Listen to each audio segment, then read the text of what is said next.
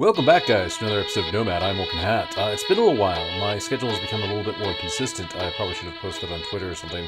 I'm still bad at this, but, I'm learning. So, yes, my schedule is a little bit more inconsistent, so I don't know how regularly I'll be getting these episodes up. I'm going to do what I can, though, and intersperse them with Stellaris ones. Those are easy to make. These take maybe 6 to 8 times as long to make. But, yes. Alright, I've made a few improvements, but the big thing I've done is there's a new immersive engineering item that I've hooked up. The Garden Cloche? I don't know how it's pronounced or anything like that, but it's pretty amazing. So, basically you feed these things a little bit of RF, some water, and you open them up and you put in your seed and your dirt type, and it goes ahead and it basically farms it. Might need to replace... I don't know what's going on with this fertilizer amount. You can add bone meal and whatnot. But I've been creating... I don't know if there's any potatoes in here, but I've been creating enough potatoes to keep this thing fueled. More than fueled with just 6 of these. I think that might be actually overkill if I bothered with fertilizer. But all this is going. Yeah, this is full. Oh, I guess that's... See, this is filling up. And I've got one generator running the whole time. I've also started to light this up a little bit. I'm not sure about the wires going down everywhere. I might try to bundle cables a little bit or switch over to not wires. Go with maybe conduits or something. Then here, well, I've replaced the big huge thing with, if you saw last episode, the compact machine. But I've actually gone into the compact machine and hooked up some RF tool screens to it. So this actually has the information on my big energy induction matrix. While outside, I can actually access it for another dimension. It costs a little bit more RF. I think it's 40 per tick. So that has the total amount of RF I've stored. This is the storage capacity. This is the amount of RF per tick in or out that the storage system is getting. And I basically have things connected up with vibrant capacitor banks because that's the only way I think I can get, or the only way I can figure out to get a good in and out going. Basically, it has 25,000 RF per tick by default. And I can build more of them to increase that by, 25,000 for each block I add. So I'm thinking basically having an input and output block of vibrant capacitor banks. But there's actually something I wanted to do to take things further. Let me see if I can find my little personal shrinking device. Yeah, here we go. I wanted to potentially take this to the next level a little bit. So we're going to use our personal shrinking device and go on down into this thing. Now, hopefully, loads just fine. But I've got some ideas, actually. Alright, so here we are. It's loaded in. We are temporarily inside the induction matrix. Let's step outside. Okay, so this is the big thing inside.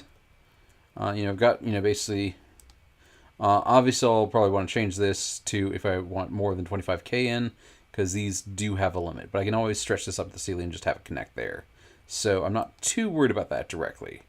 Now, what I do want to do is... Well, first off, I want to be able to just access this from anywhere without having to use the miniaturization thing, because the miniaturization fluid is annoying. So let's go ahead and get rid of that. So let's go ahead and name this induction chamber. So now I should be able to dial in and just show up here and pop onto this thing, and it'll be great. Let's see. What else do I want to do? Oh, yes! The very important thing. Now, what was the name of that mod?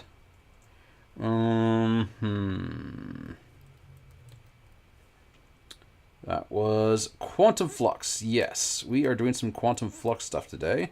By that, I mean I've done a bunch of the microcrafting ahead of time, so we don't actually have to do that much Quantum Flux stuff today. Because a lot of Quantum Flux stuff can get annoying relatively quickly. So, we are going to be making... What is it called? An RF entangler. Yes, let's go ahead and make that. Oh, nether star. I thought I had another star. Do I not have another? I'm pretty sure I had another star. Well, I might have to go and get us a nether star real quick. Huh. Yeah, that's a slight... Where did my nether star go? Huh. Alright, well, I'll be back after I kill a wither, I suppose. Figure it out. Alright, I found enough withered ribs, fortunately, to pull this off. Oh, I should probably just, move them there-ish, and, oh, right, and wait for it to finish. Yeah, boom bearish caused an explosion at the nearest monster.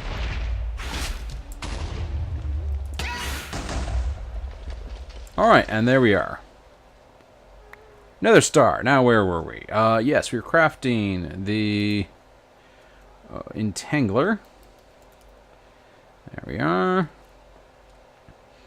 Yeah, boom bearish makes that ridiculously easy. Okay, entangler. So... Oh, I just need another gold casing. Yeah, alright. I think I should have enough for that. I thought I did. Alright, so anyway, entangler. So this thing, basically I'm going to put it next to my system. And, well, by next to I mean I'm going to connect it to it directly. And it can basically transmit RF wirelessly across any dimension and any distance. So, yes. Now I should have a receiver there. Let me see. Yes, induction chamber. Dial once. Let's see if this works, or if it gets mad at me for teleporting between my portable holes. And coming in, and oh yeah, also it's raining in the background. Sorry about that. I cannot control that. And here we are. Hey, and it put us outside the machine this time. That's great. Okay, so I think I can go ahead and... I don't know which port connects to the... whatever, we'll figure it out. Break block. Do I actually have another port? I might have another port. I can just connect to... no, but I might be able to make one. Let's see. Because I know I have some... induction port. Oh, I don't know if I have the middle thing. No, I definitely don't have the middle thing. Can I make the middle thing? I doubt I can make the middle thing. Alright, for right now, I'm just going to unplug this thing. And we will deal. Alright, so. Put that there. It is full of RF. Oh wow, that was full pretty quick. And now I should be able to basically access remotely by a variety of a few things. So let me open up Quantum Flux. So, 2 items. The RF exciter, I can basically stick this on the side of an object, and then it will basically have RF input from the entangler. Or I make a qubit cell, and then that basically is a portable one just for me. And that's what I really want, because I keep on having to recharge this battery. And I don't want to do that anymore. So let's go ahead, and I think I got enough for this. Nope, of course I don't have enough microcrafted things. Alright, let's make another one of these. And of course it's not going to be even amounts. And another one of these. And now make this thing. Now, I think I've got to right click it or something to link it. Yes, okay, it is now linked. And getting energy. And it's recharging my battery. Okay, the battery that I don't need anymore, but yes. So I now, instead of having to go with battery power for all my stuff, it looks like it doesn't necessarily charge these. So let's see what happens when this fills up, or I can just put this away. Goodbye, battery, I don't need you anymore. Battery doesn't want to go back. Okay, battery went back. So are these recharging? No, that's not unexpected. The dark steel stuff wasn't charging up with the battery when I would, with the normal battery, I had to directly charge it up in the thing, but that's okay. But other items in the inventory, it's basically a mana mirror except for power, which should be nice. What I'm probably going to do is, let me see about making a few of these. Right. Okay. Let me just make a few of these. Oh, right. Okay, there we go. And then... Okay. Now let me make a few of these patches, which you put on the side. Okay, that should be good enough. Alright, and with that, and the portal things I just put away, I'm going to put one of these in each dimension and get them powered all the time with these little patches. Now I think the patches... just stick on the side like that. Oh, I might have to tie them. how do I connect these? I'm going to have to look at maybe a tutorial or something to figure that out. But yeah, I'll be back in a bit. Alright, so in theory it should just work, so we'll find out about that later. But I've revised some things, so I still have the energy going out. This doesn't need a constant more than 25,000 RF per tick. And then I basically set up a matter receiver and a transmitter. I already had the receiver, but also dialing device, so we can basically dial out of here if we want to go directly from here to, say, the nether or wherever else. But today, I guess the big thing I want to do, besides catch up on everything I've done, well, I think we need resources. And I could build a quarry. I could build an excavator. I could build a whole bunch of things to just get, endless supply of resources. But that doesn't sound very fun to me. I want to do something more than that. So I think it's time we go to space. Because what's better than, a supply of gold? A supply of space gold. So, I'm going to go and start laying out at least the machines that we will need to make this. And I'll probably set up in a new area. If only for purposes of not overburdening things any more than the power plant's already overburdened. So let me go scout out a good place, and we can try to power our new machines remotely, and see about getting the infrastructure necessary to go into space. So, I was talking with Megami, and she said, statistically, meteors never strike the same place twice. And so I found this place with 2 meteors, and I'm thinking, statistically, meteors never strike the same place 3 times. So this is probably the safest place possible to build our space operations. Probably just carve into these hillsides a bit, and it totally won't get hit by a meteor again. Perfectly safe. Yeah, and we already have space rock if we need it for some reason. But yeah, so let me go ahead and maybe make some flat areas, set some things up, and go from there. Alright, I've laid out my little teleporter setup, and this should, stop mob spawning from nearby. This should keep things going. I just had an extra one of these laying around that I took out from the garden above the blood altar. But, so I did some upgrades along the way. So, this, when it's unpowered, it doesn't do much. Shift right click to power it. And now it does a 5x5.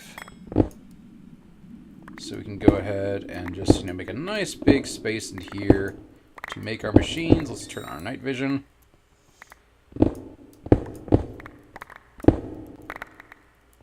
Yeah, I usually do this with the black hole talisman to store all these away, but that's okay. We can use more cobblestone.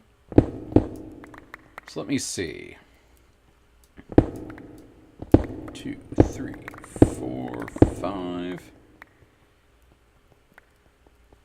And let's see, going down this way, I probably want to some 5x5s to store things in. Then let me see along here. 1, 2, 3, 4, 5. Now this is currently at an A rank. It's on its way to S. Basically, you upgrade it by dumping a mana pool. And it takes more and more mana each time it upgrades. I'll probably get it to an S, but not the SS. The SS was originally meant as a joke. But I think basically S becomes like a 6x6 or 7x7 or something like that. Probably 7x7 so you can have a nice center area. And then the SS gets even more ridiculous. But that's, I think, hundreds, if not thousands of mana pools of just stuff you need to throw in there. So probably not doing the SS. Might do a project to make an SS eventually. But we got our nice little opening here. The next thing we're going to need is a hollow projector. And this is, importantly, the libvolpes hollow projector. Not the Open Computers hollow projector. That's a different type of hollow projector. So, optical sensors, which requires some gold plates. Which I made 2 of, but I'm getting low on gold again. Iron plate, and some redstone. Yes, here we go. So I think with this, I thought this projected things. Ah, there we go. We have to shift right click in the air. So, let me see. Cutting machine, crystallizer, precision assembly machine, observatory. No, it doesn't seem to have the machine that I want to make on here. Although this is very useful, So we don't need this yet. I'm going to put it away. I'm going to go look up the old-fashioned way of the internet to find out what blocks I need to basically make our various processing multi-blocks. I'm going to stick probably one in each, and then probably have another opening where I put the next piece of infrastructure, like, say, that cutting machine that was mentioned. Alright, so I'm going to be right back and figure that out. Oh, I can scroll on this thing. Okay, I was seeing this at a... had some not exactly everything I wanted on it. So, let's see. Okay, heatproof brick. Alright, so let me try to put this in maybe the center here. Okay, not quite. There, not quite. Okay.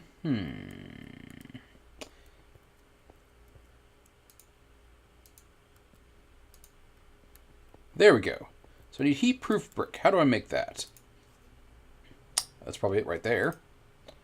So I need a bunch of bricks and then some magma cream. Okay. I think I can probably get the... Well, alright. So I'm going to have to make a whole bunch of that stuff because I have a bunch of clay, but I don't have that made into bricks. So let me go ahead and make that. Make a bunch of heat-proof bricks, and we can start laying it out on the bottom here. And probably make a bunch of these at the same time and fill up all three corners. So I'm going to go into my spectral realm and start taking care of that and eat some salad. Nom nom nom. Alright, be back in a bit. Alright, we are back. I have gathered supplies. Now let me see. Oops, and I just messed things up. Alright, let me see. Can I go there? Yes, that is where I want to be. Oh, nope, that is not what I want to do. I thought there was some way I could auto-place this. Maybe not. There we go. Okay, so yeah, I think I can just go ahead and lay these out. Tells you what block you need where. It's pretty nice that way. Laying out a layer of heat-proof bricks. If I make 3 of these in total, technically I only need 2 for what I have in mind. And I can get away with 1, and I might need this out again. Let's see.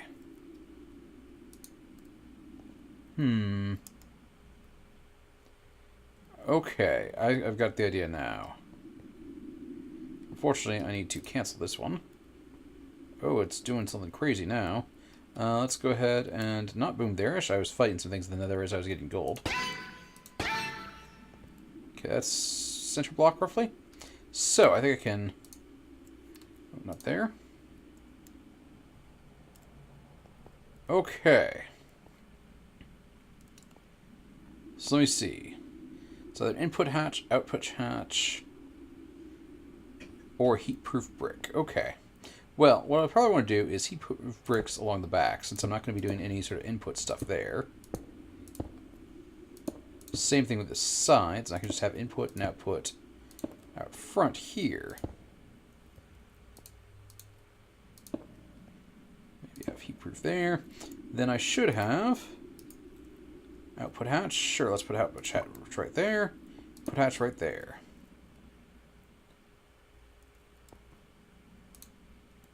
Let's try this again.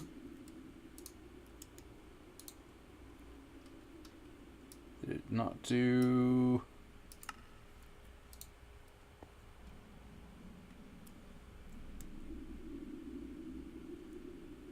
Okay. Ah, yes, I see. Okay. So I got more bricks to place. Looks like it goes in some. Is there one here? Yes, there is. Alright. So then there's a block of gold. And it looks like 3 power things. Okay. I should have that all made. It's going to be a little cramped in here. There we go. Let me make sure to get that.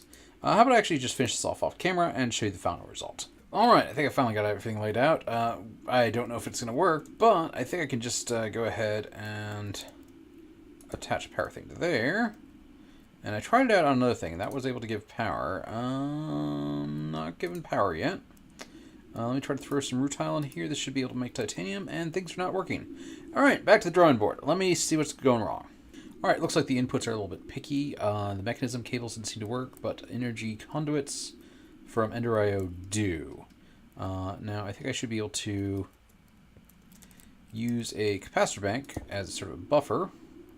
Yes, and so now the capacitor is fueling up, and it's in and out through here, so we should have our remote power thing still working. We just had to add a little bit of buffer. So, yes, I want to potentially make some titanium. So I think I go into the input hatch, and I already did that. And oh, yes, there's an on and off switch. Okay, that makes a good amount of sense. Hey, and I got titanium. Excellent. This is actually working faster than I heard it would be. All right, so I got that one started. I probably want to make some more, even though this was a little bit more intensive than I thought at first, to make potentially steel, although we can get that from other sources. And I think silicon, I think, was one thing we needed for the next step. So I'm going to go ahead and lay out 2 more of these and also make the tops a little bit higher. Yes, and basically this will be the first step of our infrastructure. Titanium, yay. Okay. Alright, I got a second one laid out. Don't necessarily need a third, and it's getting a little bit noxious to make these. So, oh, I probably actually had to put that one block in the center, don't I? Yeah, I was putting that for last, but yes. This should be able to make the block. Let's see. Yes, okay, it is fully fueled. And here we can put in sand. Here we can put in, oh, output hatch, right. I put the reversed. So figured I can have the collection area right there. So I put sand in there. And then I turn this on. And okay, it's doing something, I think. I don't know what it's doing, but anyway, it should be making silicon boils, or silicon, which I then can carve up into a carving machine, a cutting machine, or whatever it's called, to basically make circuit boards, which I can then print, which is important for all the space stuff we're going to be doing. I'll probably put in more machines in here, and probably get a few stacks of, well, got all the titanium that I have ingots for, but maybe a few stacks of steel, a few stacks of this silicon stuff, and I think that's going to be it for right now. Orc and Hat, I suppose, out for now, and can start working on that, and see you guys next time. I hope you all enjoyed. Sorry about the delays. Bye for now.